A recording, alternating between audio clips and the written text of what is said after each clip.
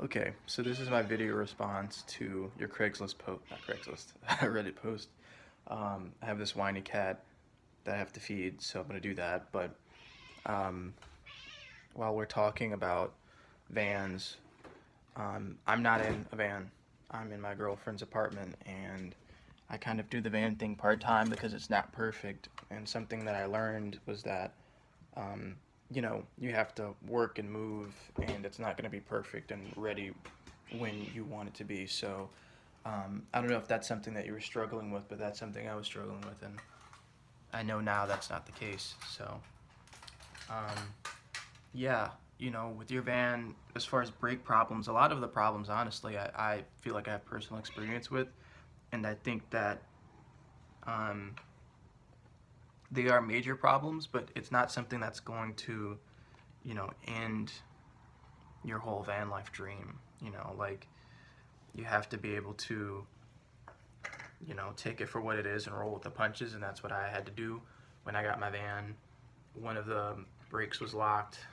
It idled really funny. It still does, and I've been having the van for like a year and a half. And I'm slowly making repairs on it as I, make more money. I didn't have a job for a while, so I couldn't really do a lot without using all of my savings. So starting with the brakes, I did my own brakes on my van. I have a 1994 40 Econoline extended E350.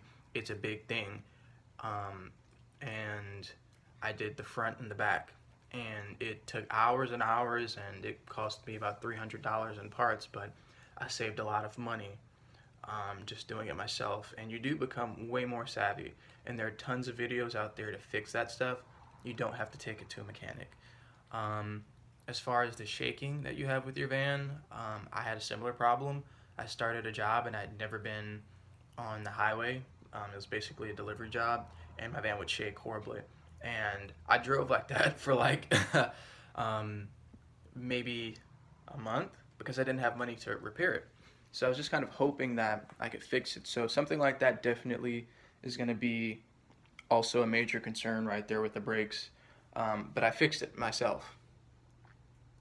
Basically, it was the U joints, the universal joints that hold the drive shaft, and it moves with the suspension. So, that might be your problem. And again, go online, Google, YouTube is going to be your best friend to help you figure out what's going on.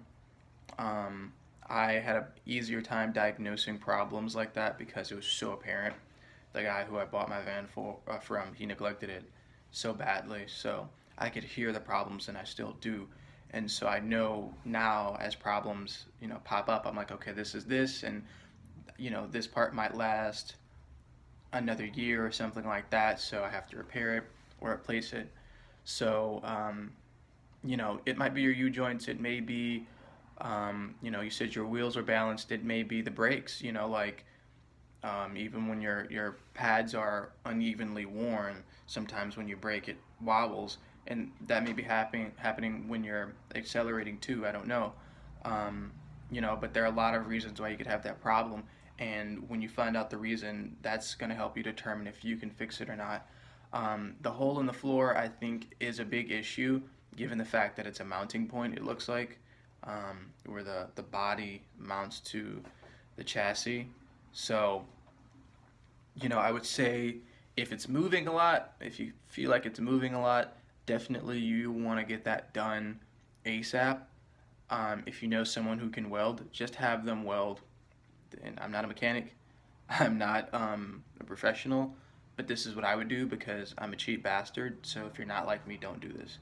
But you can have them just weld metal across from one side to the other. Cut the rest off yourself and have the metal welded from the body, like a strip from the body to the chassis, and then from the chassis to the body on the other side, kind of like a bridge.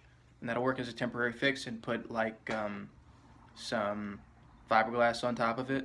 And so now it's mounted properly or semi-properly until you can get it done like factory new.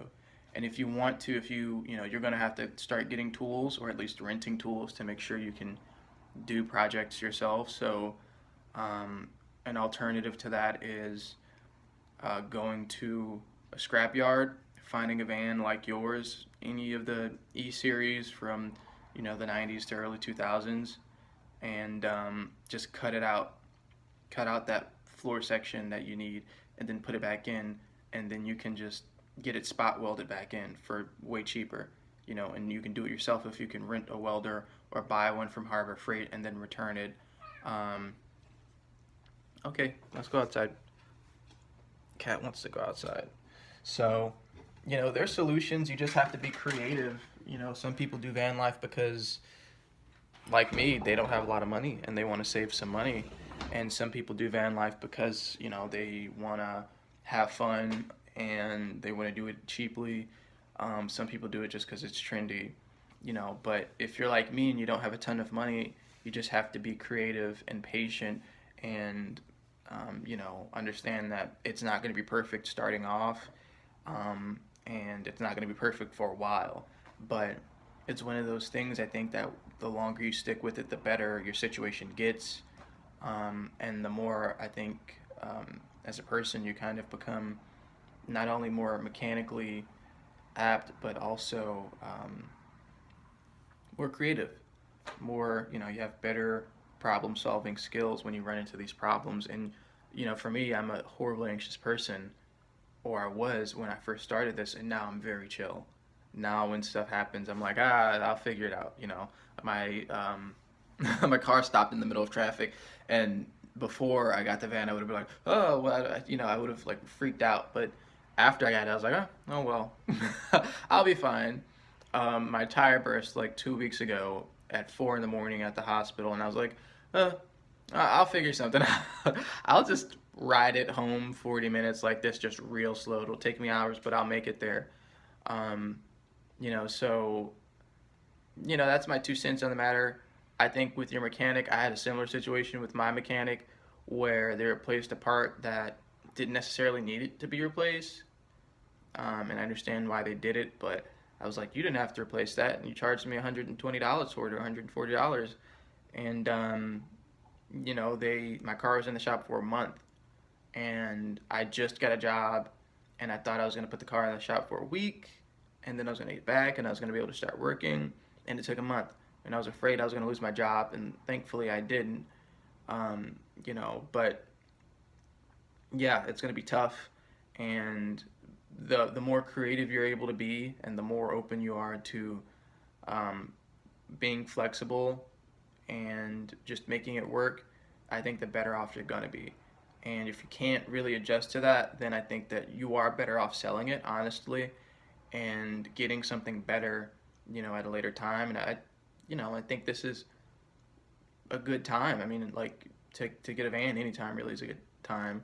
To get any vehicle, it doesn't have to be a van. It can be, an RV or a bus or a car, whatever you're comfortable with. But yeah, definitely, if you don't think that you have it in you right now to be that flexible, even just monetarily, then definitely, yeah, sell it and start over with something that is more your speed and, that you can work with.